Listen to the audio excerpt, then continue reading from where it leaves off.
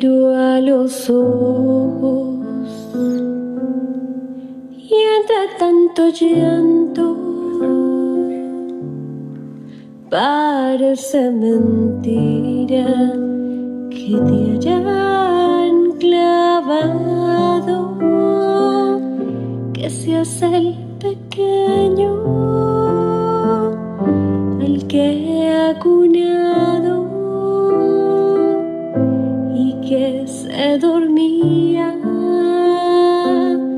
tan pronto en mis brazos, el que se reía al mirar el cielo y cuando rezaba se ponía serio. Sobre este madero veo aquel pequeño que entre los doctores hablaba en el templo, que cuando pregunté respondió con calma que de los asuntos de Dios se encargaba ese mismo niño, el que está en la cruz, el rey de los hombres, se llama Jesús.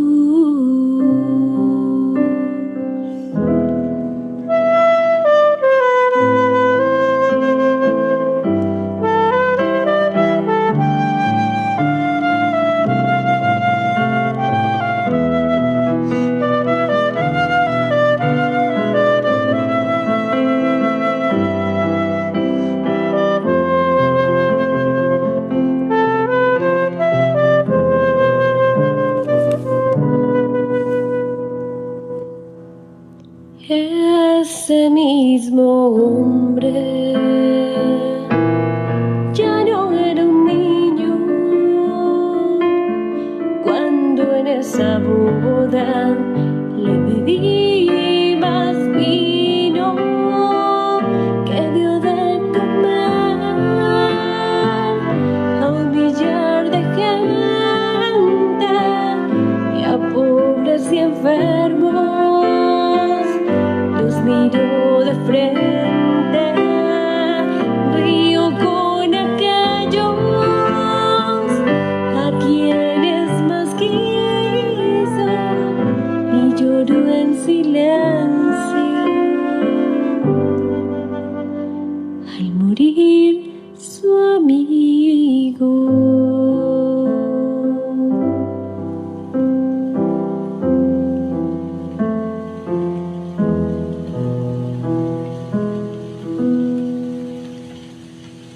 Ya cae la tarde, se nublan los cielos, pronto volverás a tu Padre eterno. Duérmete, pequeño, duérmete, mi niño, que yo te he entregado todo mi cariño, como en Nazaret, aquella mañana. He aquí tu sierva,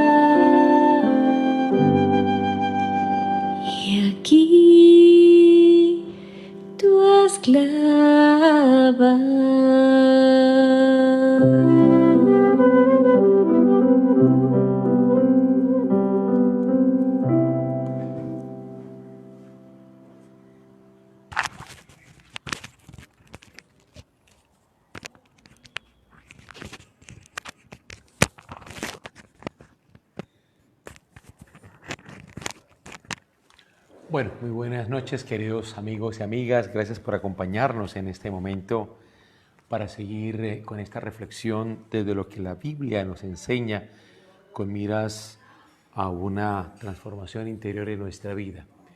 Recordamos que la motivación de toda esta experiencia no es incrementar en nosotros conocimientos o ideas acerca de Jesús, sino realmente dejarnos transformar por Él. De allí que cuando hablemos de conocer en el lenguaje bíblico, siempre estamos hablando de dejarnos transformar por aquel a quien conocemos. Es una manera muy, si usted quiere, dinámica, existencial de concebir el conocimiento. Vamos con esta linda motivación, que es un canto dedicado a la Virgen María, con motivo del mes de mayo, y hoy, 4 de mayo, iniciando la novena a la Virgen de Fátima, pues encomendarnos al Señor a través de nuestra Madre, ella que vivió encarnadamente a Jesús, también nos ayude por su intercesión a encarnar en nuestra vida también a Jesús. Entonces invoquemos el Espíritu Santo en nuestra vida y que nos acompañe en este momento de reflexión que estamos tú y yo realizando con la palabra divina. En nombre del Padre y del Hijo y del Espíritu Santo. Amén. Oh Señor, en esta noche que seguimos con la Biblia, estudiando cómo tu Señor te sigue revelando en nuestra historia personal y comunitaria y nacional, te pedimos que abras nuestro entendimiento y nos des sabiduría para que realmente sintamos y gustamos tu acción resucitada y resucitadora en nuestras existencias, y que podamos así de verdad vivir en tu amor y poder así, con ese testimonio de vida, dar ejemplo, dar prueba fehaciente de que realmente tú vives y estás presente en nosotros y también en los demás. Por Jesucristo nuestro Señor. Amén. Nuestra Señora de Fátima ruega por nosotros. En nombre del Padre y del Hijo y del Espíritu Santo. Amén. Bueno, mis queridos amigos, cuando nosotros estamos haciendo este recorrido de lo que aconteció en la iglesia cristiana primitiva, sobre cómo fueron ellos captando la acción de Cristo resucitado, es también para hacer, yo creo que una aplicación actual en nuestra vida de cómo Él también está actuando en nosotros y cómo tú y yo también lo captamos en nuestra existencia concreta.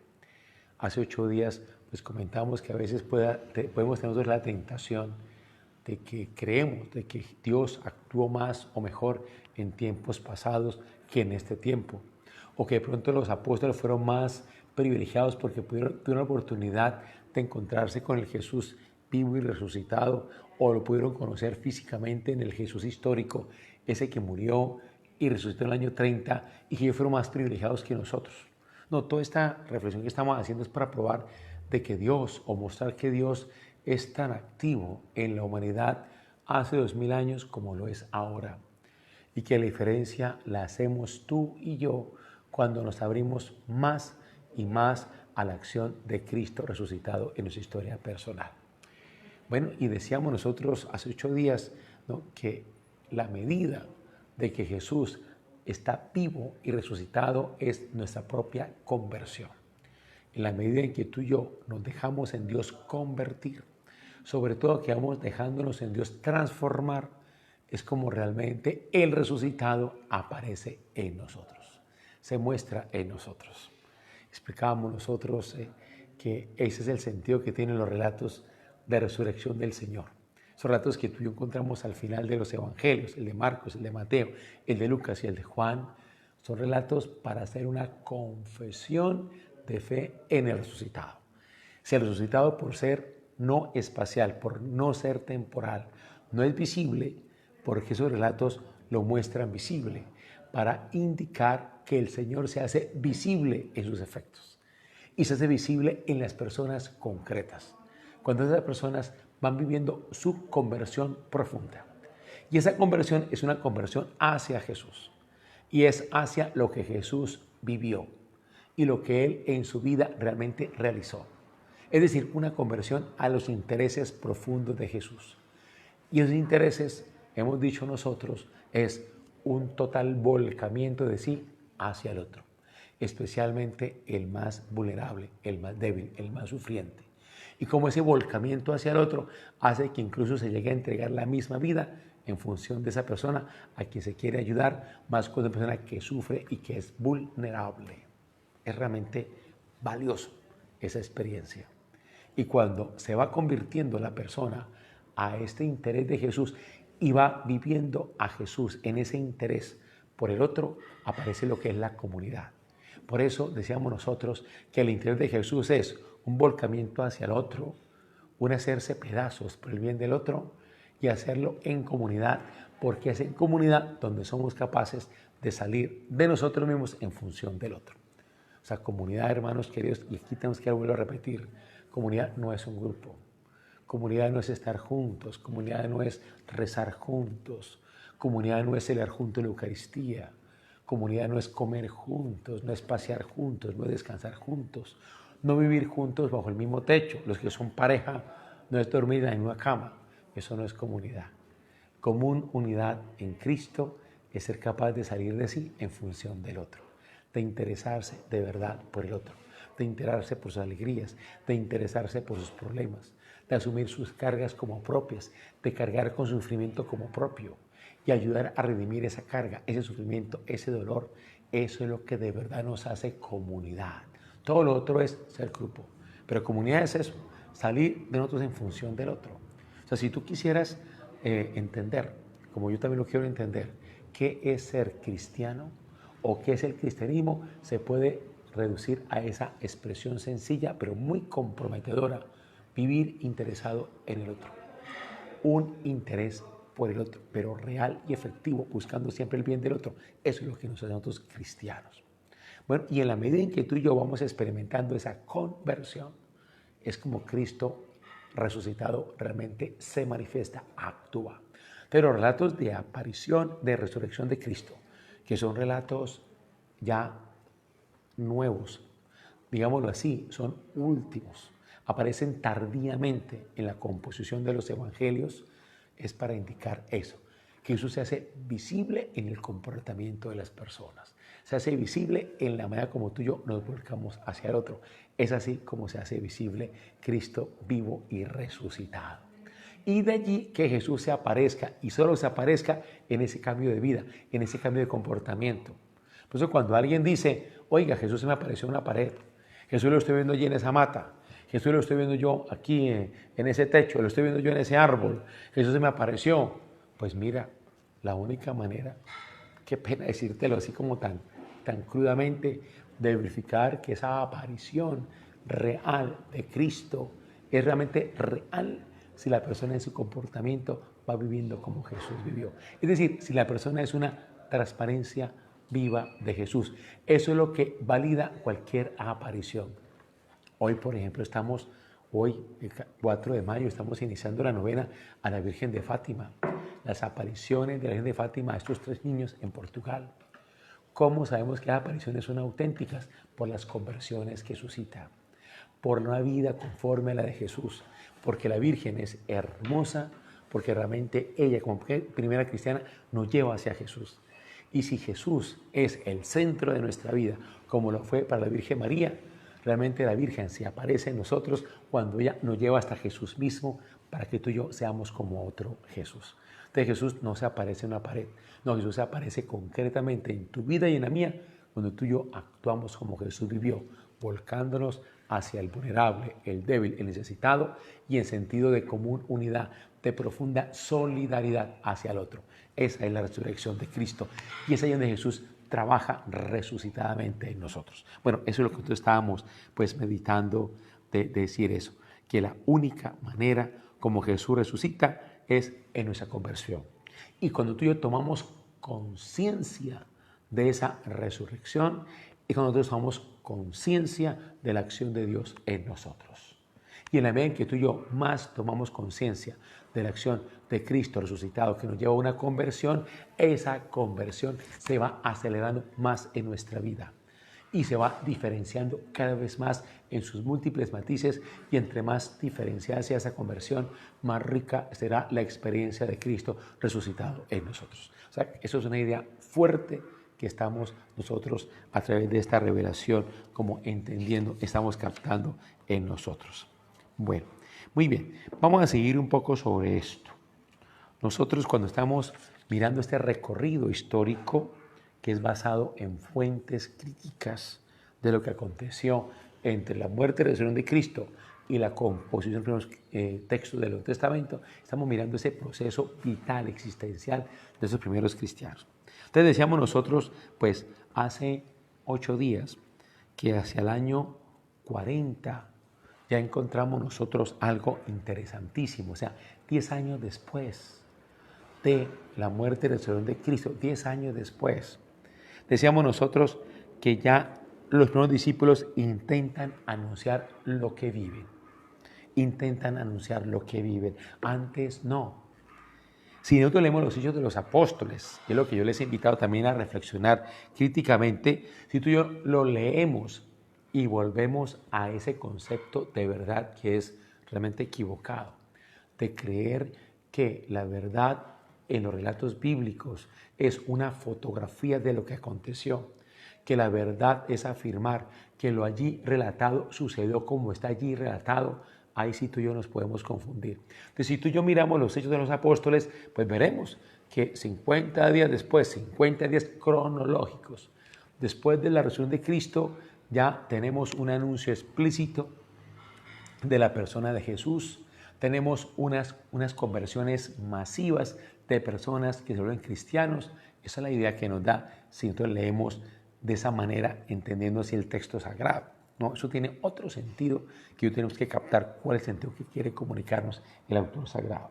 Entonces, te recordemos que es hasta el año 40, 10 años después de la resurrección de Cristo, cuando los primeros cristianos empiezan a anunciar lo que viven. Empiezan a anunciar lo que viven.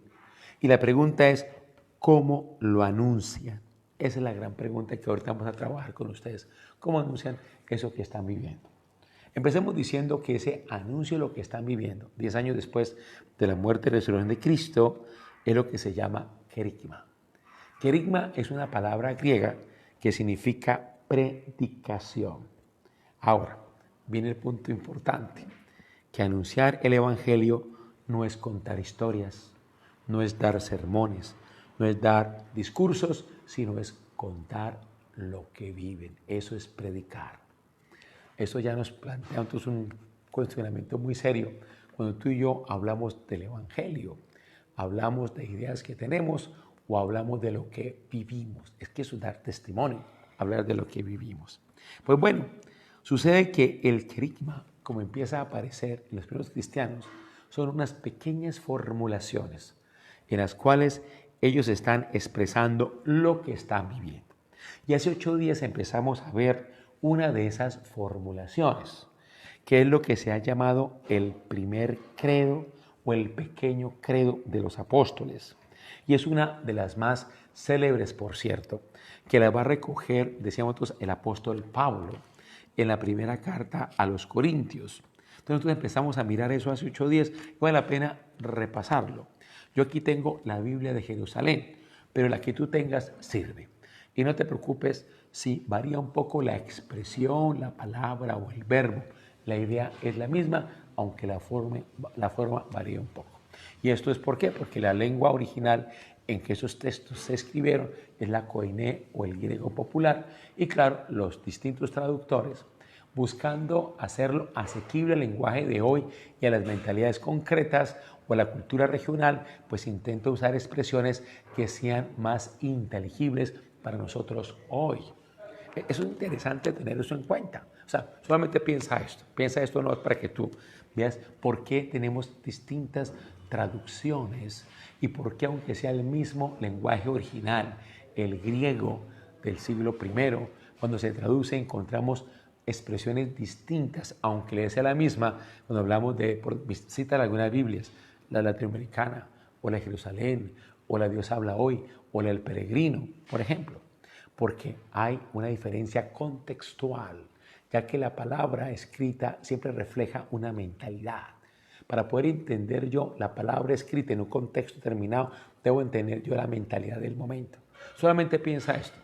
Si tú y yo nos damos a la tarea a leernos el Quijote de la Mancha, que se escribió en español, en castellano, estamos hablando del siglo XVII, cuando se escribe, ¿cierto? Con Miguel Cervantes de Saavedra. Pues tú y yo se lo leemos y hay expresiones y hay giros que nos cuestan entender y hablamos del castellano. Y estamos hablando apenas de hace 4 siglos, 3 siglos, 4 siglos. ¿Cuánto no más podemos tú y yo decir de una lengua que es el griego en mentalidad semita hace 2000 años? Realmente dar un salto. Y de ahí que los traductores hagan un esfuerzo realmente heroico cuando tratan de traducir al lenguaje de hoy en el sentido nuestro para que sea inteligible expresiones que vienen de hace 2000 años. Cultura distinta, lengua distinta, mentalidad distinta, muy distinta a la nuestra. Bueno, entonces veíamos nosotros el credo, pequeño credo de los apóstoles, que está en 1 Corintios capítulo 15, 1 al 5. Entonces yo mirando la de Jerusalén, dice así: os recuerdo, hermanos, el evangelio con mayúscula.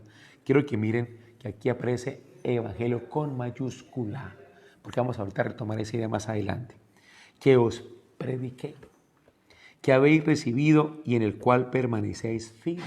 Mira, esto se escribe antes de que se escriban los evangelios, Marcos, Mateo, Lucas y Juan, antes. Estamos hablando que Pablo, él escribió sus cartas entre los años 50 y 60 y el primer evangelio, que es el de Marcos, es el año 70.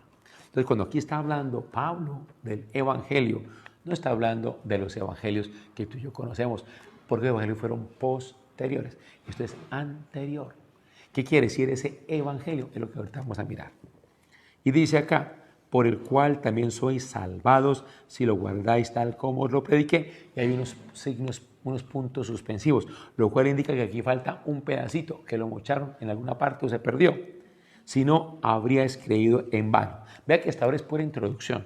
Todavía no he dicho cuál es ese credo de los apóstoles.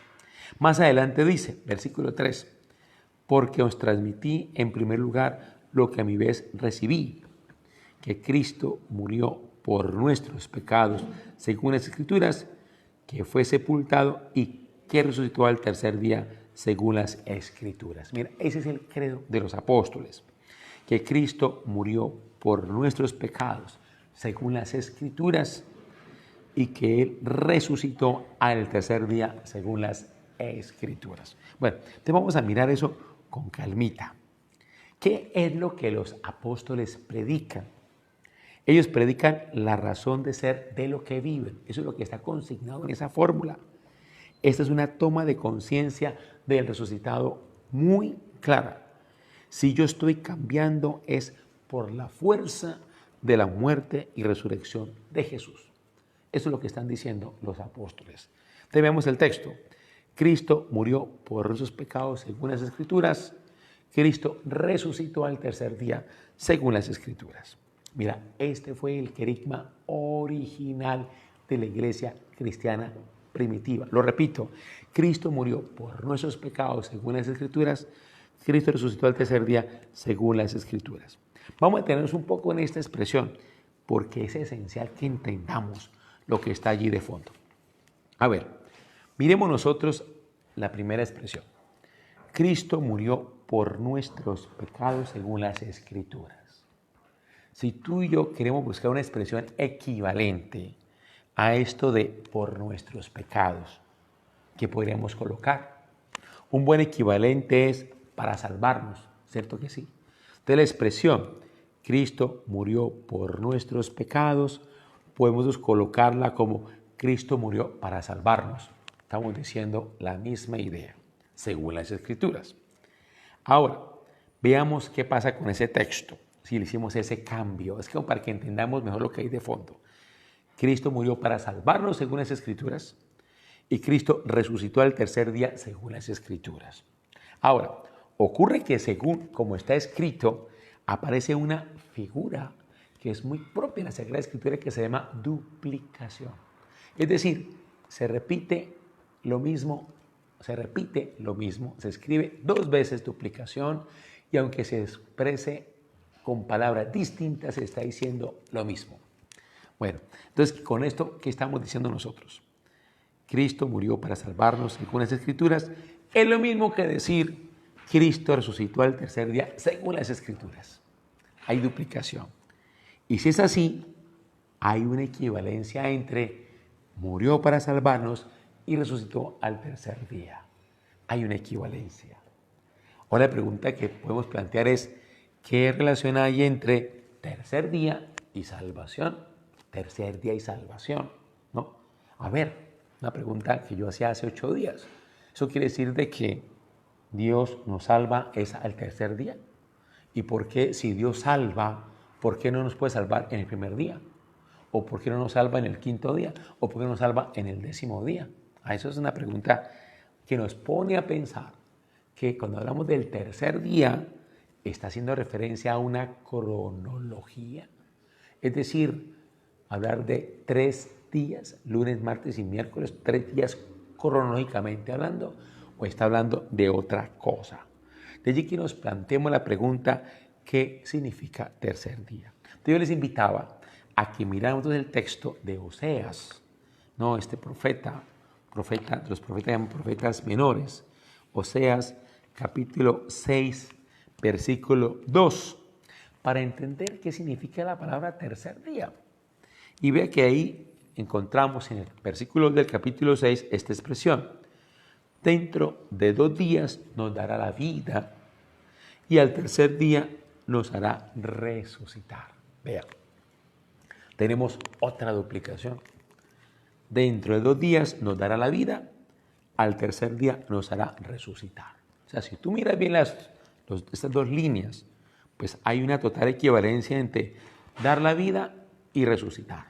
Ahora, recordemos, yo les expliqué hace 8 días, que esto lo escribe Oseas con motivo de liberar a los sobrevivientes de la invasión de Asiria en el año 720 a.C.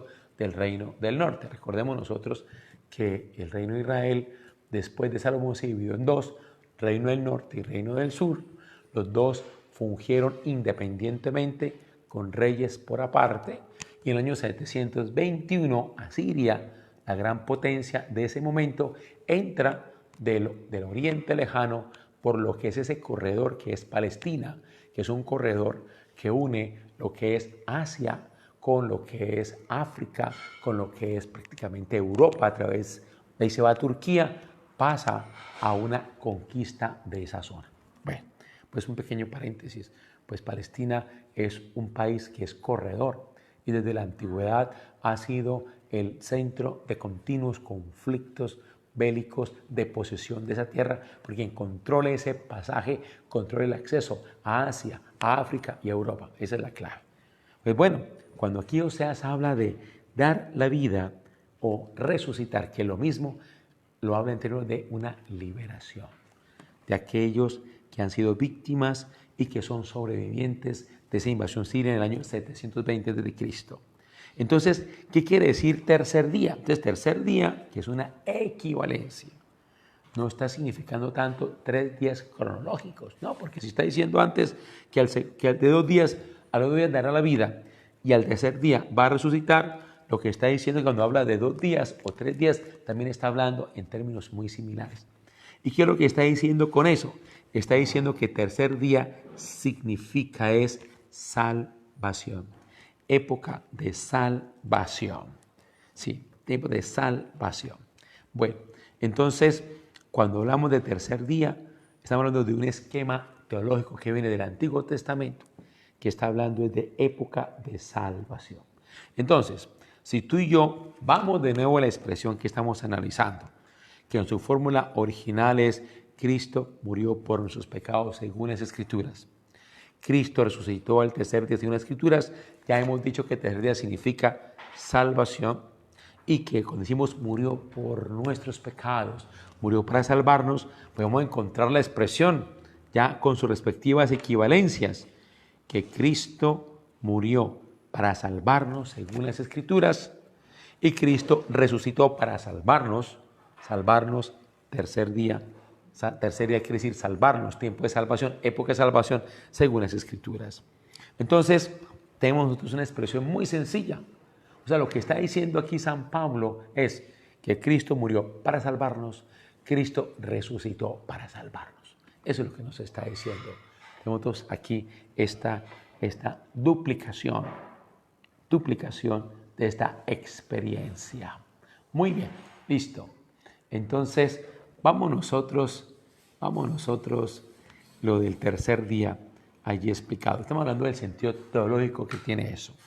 Si ustedes quieren, de pronto que son curiosos, ustedes se acordarán cuando estaban esas negociaciones del ELN en el gobierno Samper. Ustedes se acordarán, bueno, los que somos de Juventud Acumulada nos acordamos, se acordarán que el cardenal alemán que presidía en la iglesia alemana ese encuentro entre representantes de la sociedad civil y los líderes del ELN que se encontraron en la Puerta del Cielo, ¿se acuerdan? Puerta del Cielo en Maguncia, Alemania.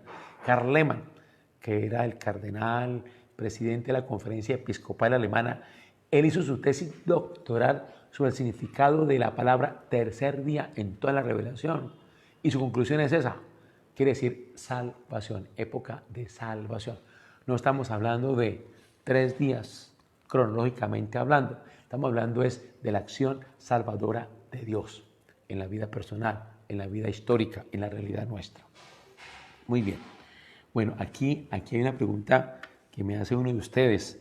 ¿Qué lugar tiene el purgatorio en esta cronología de 3 días? Bueno, estamos nosotros, ya dijimos que no es una cronología, es una época de salvación. Y bueno, aquí entramos en un tema que es un tema que vale la pena luego discutirlo, porque estamos hablando de todo el tema de la escatología. ¿Qué se entiende por cielo? ¿Qué se entiende por infierno? ¿Qué se entiende por purgatorio? Pero por lo menos si ustedes quieren, planteemos inicialmente, porque si nos podemos desarrollar esto, la cosa se nos alarga. Pero recordemos lo que decía el Papa Juan Pablo II ya santo. Cielo e infierno y purgatorio no son lugares, son estados. Son estados. Y claro, el cielo es pleno estado de comunión con Dios. El infierno es estado de total lejanía de Dios. Y el purgatorio es esa purificación que nosotros hacemos de camino a ese estar plenamente con el Señor. Pero ahí ya viene una pregunta interesante. Claro, si en Dios no existe cronología, porque en Dios no hay tiempo, Dios es atemporal y Dios es aespacial. La pregunta que yo les hago a ustedes es, ¿en Dios o en la realidad divina o trascendente o sobrenatural puede haber purgación? Una pregunta interesante que les quiero yo plantear, porque el purgatorio implica purificación y esa purificación hablamos de una transición, de un estado de no purificación a uno de mayor purificación, y si hay transición, pues tiene que haber sucesión, y si hay sucesión, tiene que darse en la temporalidad. Pero lo que es de Dios, en la realidad sobrenatural, no hay temporalidad. Bueno, ahí les dejo yo la inquietud, pero por lo menos quedémonos con esta pregunta, con esta afirmación. Tercer día hace referencia no a una cronología, sino a una acción salvadora de Dios en nuestra vida. Entonces, esta fórmula que aparece ya en Pablo, Cristo murió por nuestros pecados según las Escrituras, y Cristo resucitó al tercer día según las Escrituras, lo que está diciendo en últimas es, Cristo murió para salvarnos, Cristo resucitó para salvarnos. Bueno, y esto nos lleva a otra pregunta, ¿qué es lo que están viviendo y están anunciando la iglesia cristiana primitiva? ¿Qué es la fe? Vea, ¿qué es la fe? La gente cree, y pronto tú y yo creemos eso, que la fe es que Cristo murió y resucitó hace 21 siglos. Pero este primer credo nos comunica otra cosa muy distinta. O sea, tú y yo podemos decir 2 cosas muy diferentes. La una, Cristo murió y resucitó hace 21 siglos. O 2, Cristo murió para salvarnos y resucitó para salvarnos. ¿Qué es lo que está confesando este credo apostólico que está en 1 Corintios 15? Pues la fe es lo segundo. La fe no es creer que Cristo murió y resucitó hace 21 siglos, no. La fe es realmente creer que Cristo muere para salvarnos y Cristo resucita para salvarnos. Esa es la fe. Ahora, ¿cómo hace Jesucristo con su muerte y resurrección para salvarnos? Él lo hace habitando al interior del cristiano, al interior tuyo, al interior mío. Y al habitar en nuestro interior, realiza en nuestro interior la muerte y resurrección de Jesús. ¿Qué quiere decir eso? Que vive el resucitado y aparece el crucificado. Oiga, vuelvo a repetir esto. Esto parece un juego de palabras, pero no lo es. Cristo muere para salvarnos, resucita para salvarnos, ¿cómo? Habitando en ti y en mí. Y Él, al morir para salvarnos en nuestro interior, al resucitar para salvarnos en nuestro interior, lo que hace es que Él, Cristo resucitado, resucitando en nosotros, hace que se manifieste en nosotros el crucificado. Vive el resucitado para manifestar el crucificado. Nosotros lo contemplamos, lo meditamos, ¿se acuerdan ustedes? Cuando miramos la segunda carta a los Corintios, capítulo 4, segunda carta a los Corintios, capítulo 4 y siguientes. Eso lo miramos nosotros hace 15 días. Cuando dice San Pablo, en esta carta, dice, llevamos siempre en sus cuerpos por todas partes el morir de Jesús, a fin de que también la vida de Jesús se manifieste en nuestro cuerpo. Es decir, la acción de Cristo resucitado en ti y en mí hace que tú y yo seamos hombres y mujeres crucificados. Y crucificados no quiere decir sufrientes, dolientes, con cantidad de pruebas y penalidades. Crucificado quiere decir entregado. O sea, Cristo resucitado nos hace a ti y a mí hombres y mujeres entregados. Lo que ahorita explicábamos, una solidaridad profunda con el otro y especialmente con el que sufre. Eso es Jesús crucificado manifestándose en tu vida y en la mía. ¿Y quién lo hace posible? El resucitado. Eso es lo que está expresando la comunidad cristiana primitiva cuando afirma Jesús muere para salvarnos, Jesús resucita para salvarnos. Eso es lo que está diciendo la comunidad cristiana primitiva. Ahora, entonces la fe es que la muerte y resurrección de Jesús sucede en ti y en mí, sucede en el cristiano hoy en nuestra vida. Esta es la fe. Cuando tú y yo celebramos la Semana Santa, podemos tener entonces ese peligro de llegar a creer que la fe es que Jesús murió un viernes, 3 de la tarde, y que un domingo, 2 días, 3 días después, 6 de la mañana, resucitó. No.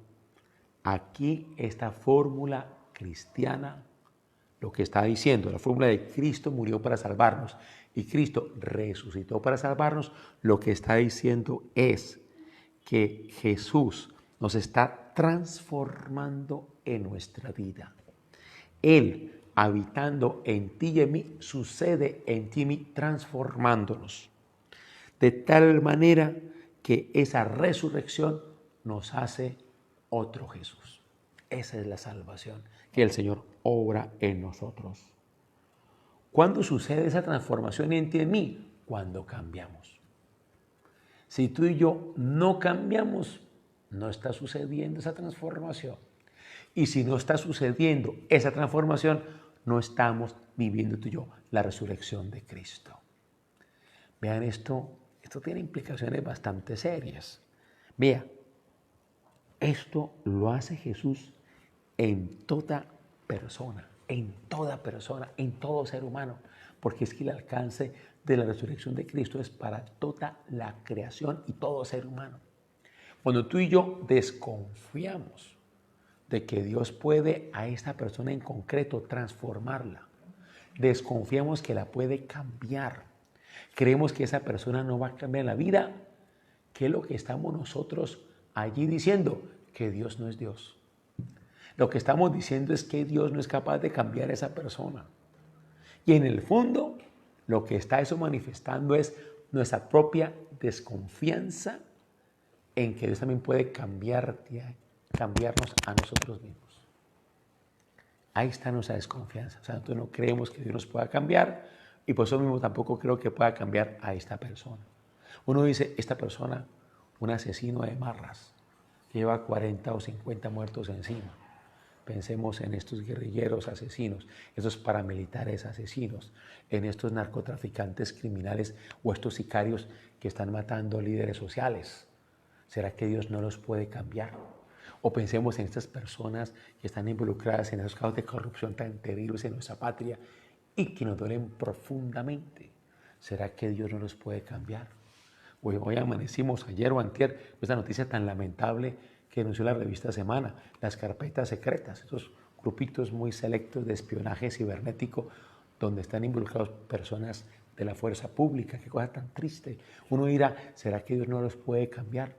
Si tú y yo desconfiamos de la acción que hace de esa persona un Jesús, también estamos desconfiando de que Dios es Dios y estamos desconfiando de que Él también puede cambiarnos a nosotros, cambiarnos en nuestra vida.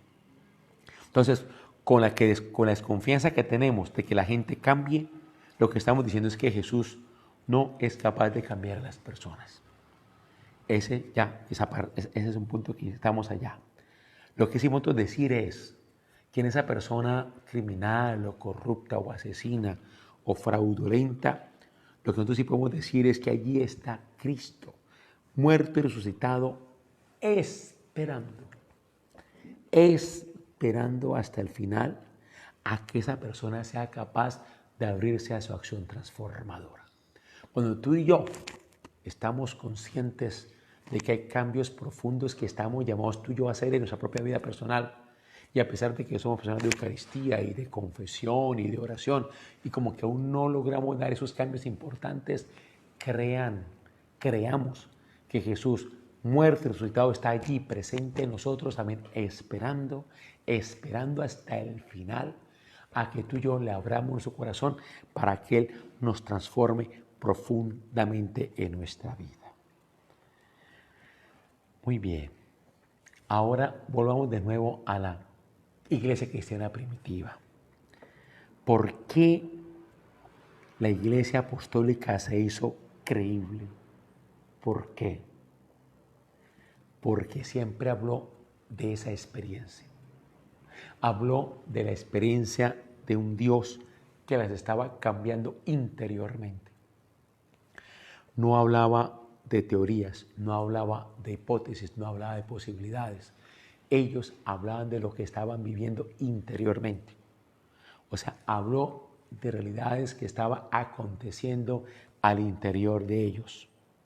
Cuando la iglesia cristiana primitiva se hizo testigo o testimonio, era porque estaba contando a los demás el poder transformador que Cristo resucitado estaba teniendo en sus existencias.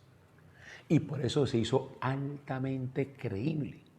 Yo les decía a ustedes por qué Jesús en el acto de aparición se aparece primero a una mujer y generalmente es María Magdalena, porque ella era una mujer prostituta y la convirtió el Señor en un apóstol.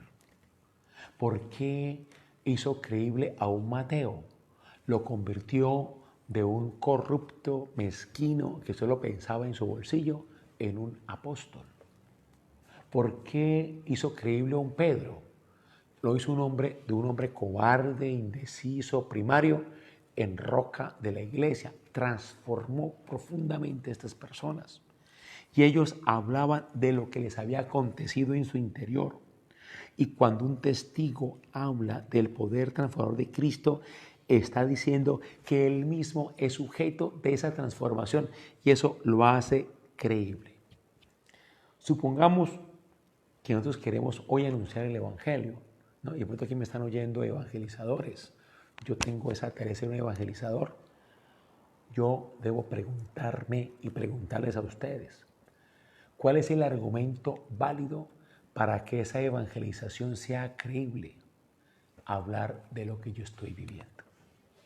Hablar del cambio de lo que Dios está haciendo en mi vida. No hablar de lo que pasó hace 21 siglos. De pronto ese es nuestro problema. Nosotros nos quedamos contando historias de lo que pasó hace 21 siglos y no contamos ni hablamos de lo que está pasando en nosotros cuando Dios en su acción resucitada y resucitadora nos logra cambiar y tú y yo damos testimonio de ese cambio. Y bueno, ahí tenemos nosotros el argumento que es válido. Y ante un hecho que muestra un cambio real, no hay argumento en contra que valga, porque los hechos se imponen en la realidad y cualquier argumento queda corto cuando es en contravía de eso, contra esos cambios que hay. Vean ustedes que el querigma apostólico, por lo que estamos diciendo, es el criterio para evaluar el grado de conversión que yo tengo. Si ellos anunciaron por qué se sintieron salvados y ese anuncio fue creído, fue porque era su propia experiencia la que comunicaban y al comunicar esa experiencia eran creíbles. Mira, y esto el Papa Pablo VI, él en la encíclica Evangelii Nuntiandi nos recuerda eso. El mundo hoy necesita testigos, no maestros. ¿Un maestro de qué habla? Habla de lo que ha oído o ha leído, o del libro que estudió, o de la teoría que conoce. Un testigo habla de su propia experiencia. Y si un maestro es oído, es porque es testigo. Eso es lo que decía el Papa Pablo VI. La evangelización es por el testimonio. Es el punto de referencia para este Papa y para nosotros. El punto de referencia de la evangelización es el querigma apostólico. Entonces, cuando la primera comunidad cristiana se puso a anunciar a Jesús, se puso a anunciar lo que le estaba sucediendo y, como dije, ante ese hecho no hay argumento en contravía que pueda ganarle. Por ejemplo, si ustedes miran Marcos 2:1-3, y ustedes en la Biblia ahí al lado, miremosla, Marcos 2:1-3, estamos hablando del primer evangelio. Estamos hablando del inicio del primer evangelio, Marcos 2:1-3. Vean, ahí dice acá que a Jesús, cuando él enseñaba la palabra, dice allá, anunciaba esa palabra con autoridad. Y cuando hablamos de autoridad, está hablando de esto que lo hace realmente creíble. Y si es creíble es porque hay transparencia de Dios. Y si hay transparencia de Dios, hay autenticidad. Pensemos nosotros en personas como la Madre Teresa de Calcuta, muy conocida para todos nosotros. Esta Madre Teresa de Calcuta, cuando ella fue enterrada, recordemos eso, ella fue una persona reconocida en todo el mundo. Y el sepelio que ella tuvo fue un sepelio de jefe de Estado. Y entonces recordamos esas escenas de su sepelio. Estaban los líderes o presidentes de todo el mundo o de parte de todo el mundo. Y era interesante ver allá cristianos o no cristianos, ver islámicos o ver judíos, ver personas sintoístas o tradiciones orientales, ver otra gente creyente o no creyente, porque esta mujer con su testimonio mostró lo grande que puede llegar a ser un ser humano. Una persona creíble en su entrega por los demás. ¿Y saben ustedes quién canonizó a la Madre Teresa de Calcuta? Déjenme decirles, no fue la iglesia, fue el Premio Nobel de Paz. Porque el Premio Nobel de Paz fue un reconocimiento civil o secular diciendo, esta mujer en ese trabajo de entrega generosa en bien de los más vulnerables, de los más despreciados de la sociedad, estaba mostrando ella en esa entrega generosa que realmente era posible así construir paz en este mundo en que estamos. Entonces, el Premio Nobel de Paz fue la que canonizó a la Madre Teresa de Calcuta porque fue un reconocimiento creíble de su vida, de lo que es una vida en entrega a los demás. Un ejemplo muy elemental para ti, ¿no? Supongamos que ustedes, me paro yo aquí en la esquina de la Capilla Santísimo de la parroquia Sagrado Corazón de Jesús y empiezo yo con un micrófono y un parlante a predicar. Jesús vive, Jesús resucita, Jesús nos ama, Jesús está contigo, Jesús nos salva. Yo aquí echando rollo. Y de pronto al ladito ven ustedes a un abuelito, ¿no? Él en su limitación y de pronto su dificultad de mover, ayudando a pasar a otra persona más impedida que él a pasar la calle, evitando que un carro la atropelle. Díganme ustedes, ¿quién de los dos está hablando de verdad de Jesús? Me temo que no seré yo, echando rollo y predicando. No, es la otra persona que es capaz de hacer un acto de misericordia, incluso esa persona estando necesitada, y va y lleva a otra más necesitada a atravesar una calle. Entonces, lo que lo hace uno creíble es realmente el ejemplo de vida. Eso es lo que lo hace a uno creíble. Ahora vamos nosotros Bueno, entonces ya estamos, yo creo que si quieren podemos dejar caso del año 40. Lo que pasa en el año 40 empiezan a aparecer las primeras fórmulas donde la comunidad cristiana primitiva está comunicando en esa forma lo que está viviendo. El drama no eso puede ser que tú y yo nos quedamos con la fórmula y sin la vida que está detrás de esa fórmula. Bueno, entonces vamos a los años 45 y 50, avanzamos un poco más. ¿Qué pasa en esos años, 45, 50? Se hacen los relatos de la pasión de Cristo. Hay los relatos de la pasión de Cristo. Fue lo primero que se escribió. Los evangelios empiezan a redactarse por los relatos de la pasión de Cristo. ¿Por qué empiezan los evangelios a redactarse por los relatos de la pasión de Cristo? Porque los cristianos en esa época están siendo perseguidos. Veíamos hace 8 días cómo ya hacia el año 34, 35 aparecen los primeros mártires. Y si es así es porque ya la iglesia cristiana ya se hizo notoria. Y se hizo notoria porque ya hay gente que los está echando el ojo diciendo, estos ya son peligrosos. Y empiezan a perseguirlos. Empiezan a ser sacados de las sinagogas.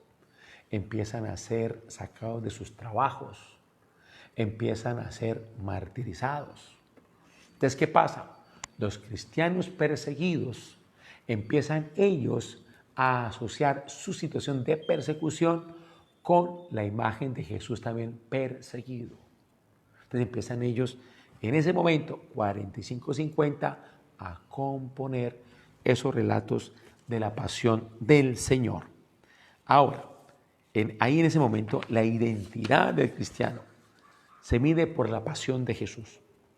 Al sentirse perseguidos, se identifican sobre todo con la pasión del Señor. La imagen más cercana a los cristianos perseguidos es la de Jesús perseguido. Ahora, viene la pregunta para nosotros y para ustedes. ¿Qué son los relatos de la pasión? ¿Será que los relatos de la pasión son historias de lo que a Jesús le pasó en la pasión? Pues déjenme decirles que no. Los relatos de la pasión son una confesión del querigma.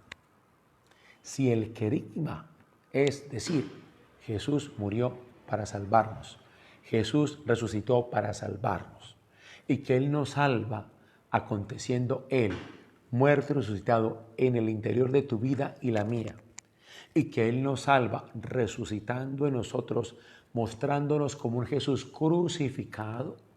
Ese es el querigma. Lo que hace el relato de la pasión es hacer confesión de ese querigma, expandiendo ese querigma, expandiendo ese querigma en forma de un relato. Eso es lo que tenemos en los relatos de la pasión. Una expansión del querigma apostólico. Si ustedes quieren, el relato de la pasión, tanto en Marcos como en Mateo, como en Lucas, como en Juan, es un querigma ampliado, un querigma hecho largo. Entonces ya la fórmula del querigma ya es no son 2 frases. Jesús murió para salvarnos, Jesús resucitó para salvarnos, sino que es un relato extendido. Ahora, ¿dónde aparece más claro en un cristiano el resucitado? ¿Cuando vive la cruz o cuando habla del resucitado? Pues cuando vive la cruz. Cuando vive la cruz es cuando habla del resucitado. Entonces los relatos de la pasión son una confesión de fe en el resucitado. Recordemos lo que dice San Pablo en 2 Corintios, lo que ya hemos leído. Llevamos en sus cuerpos el morir de Jesús para que se manifieste el resucitado. El que más manifiesta el resucitado es el cristiano viviendo la cruz. Ahora viene un punto que yo sé que alguno se va a sentar cuando les diga esto. Los relatos de la pasión son una descripción de la realidad de Jesús o de cómo los cristianos están viviendo la pasión. Ya hemos dicho que todo texto sagrado, y esto aplica también para todo texto escrito, refleja la mentalidad de la época en que se escribe ese texto. Y si tú y yo vamos a los evangelios que fueron escritos, el de Marcos, año 70, Mateo, año 80, Lucas, año 90, Juan, año 100. Y allí encontramos en esos evangelios una parte que es el relato de la pasión del Señor. Ese relato de la pasión del Señor no está tanto describiendo lo que Jesús vivió 40 años atrás en el caso de Marcos, o 50 años atrás en el caso de Mateo, o 60 años atrás en el caso de Lucas, o 70 años atrás en el caso de Juan, sino está describiendo lo que está pasando con los cristianos en ese momento. Lo que está es describiendo la pasión de los discípulos en ese momento.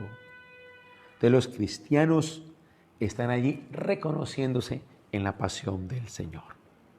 Bueno, ya me está diciendo aquí, me están diciendo acá que ya son las 8 y de verdad son las 8. Ya, cómo pasa el tiempo, increíble. Bueno, entonces vamos a dejarlo ahí. Vamos a dejarlo aquí y continuamos la otra semana. Sí, la idea es que no que nos quedemos agotados acá, sino que de verdad podamos ir como adentrándonos mucho más en el significado que estos relatos nos quieren comunicar. Y repito, no nos quedemos con que el relato nos narra algo que aconteció tal como está allí relatado, sino hay una significación profunda que esos relatos nos quieren comunicar. Pero bueno, llevémonos eso hasta ahora, que el relato de la pasión, que es por donde comienzan los evangelios, que empiezan ya a componerse en tradición oral, que luego escrito en los años 45 y 50, es una expansión del carisma fundamental, que es ese: Jesús muere para salvarnos, Jesús resucita para salvarnos, y cómo nos salva, resucitando en nosotros, haciéndonos un crucificado. O sea, quedémonos con esa idea fuerte y vamos a seguir la próxima semana. Así que yo les doy como tarea allá en su casa, léanse el relato de la pasión de Marcos, que es, si es el primer evangelio que se escribe, vamos a encontrar un relato de la pasión que es mucho más, si ustedes quieren, fiel en cuanto que se escribe primero a lo que fueron estos relatos de pasión, que fueron siendo concebidos en tradición oral y luego puestos por escrito en los años 45 y 50. Bueno, vamos a terminar pues encomendándonos a la Virgen nuestra Madre. Qué lindo que ella, la primera cristiana, la primera resucitada y resucitadora, también nos ayude en este caminar. Y como estamos con la Virgen María, pues terminemos pues con este canto tan bonito de nuestra Madre, aquí los que tenemos acá, para que ella realmente nos siga ayudando en este crecer con Jesús. Hagámoslo con Madre de los Pobres, que va muy en línea de lo que hemos reflexionado en este día.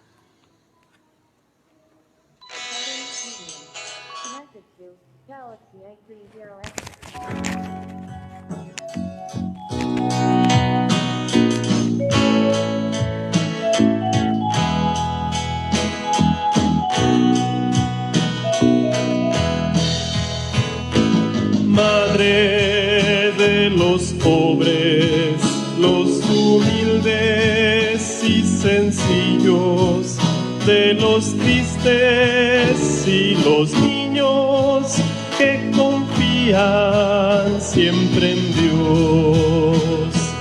Madre de los pobres, los humildes y sencillos, de los tristes y los niños que confían siempre en Dios.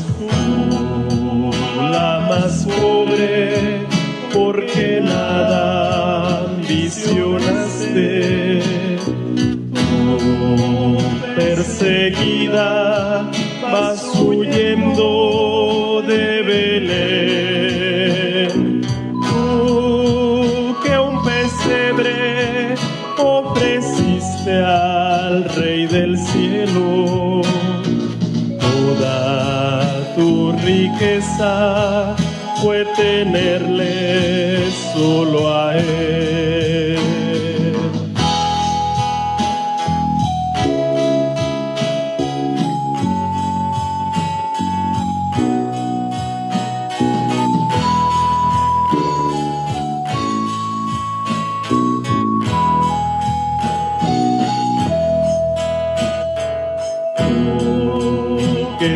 tus manos sin temor te abandonaste.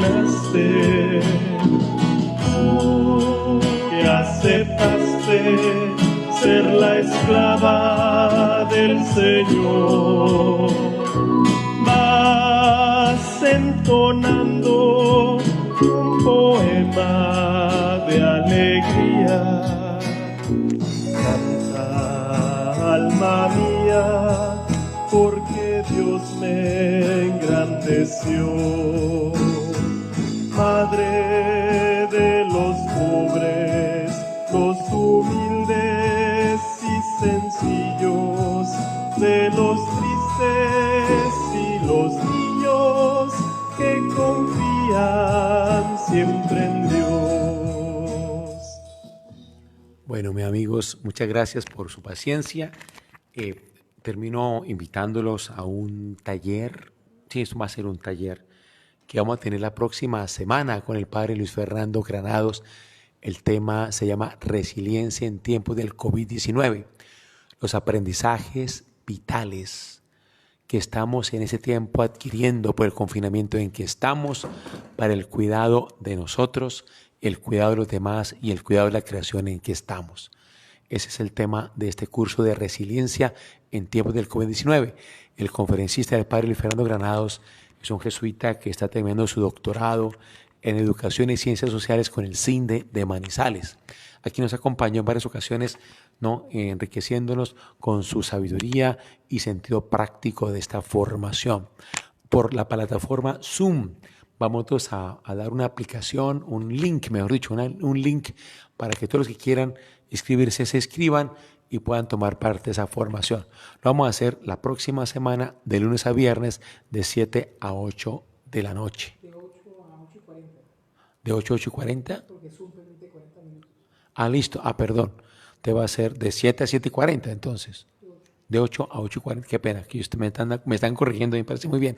Desde 8 a 8 y 40, entonces va a ser nuestro encuentro, de 8 a 8 y 40, a partir de la próxima semana, de lunes a viernes. Entonces ahí colocaremos el link para que gente que se pueda escribir, y es una experiencia de formación de gran ayuda y es un aporte a nuestra parroquia, a todos ustedes, para que en tiempo de confinamiento crezcamos con esas herramientas espirituales y psicológicas, para que aprendamos realmente a sobrellevar de una manera en crecimiento y madurez humana y espiritual este tiempo de confinamiento, con todo lo que ha implicado también de costo humano, afectivo, económico para todos nosotros. Bueno, mi bendición para todos ustedes. Señor les acompañe y guarde. En nombre del Padre, y del Hijo, y del Espíritu Santo. Amén. Dios les bendiga.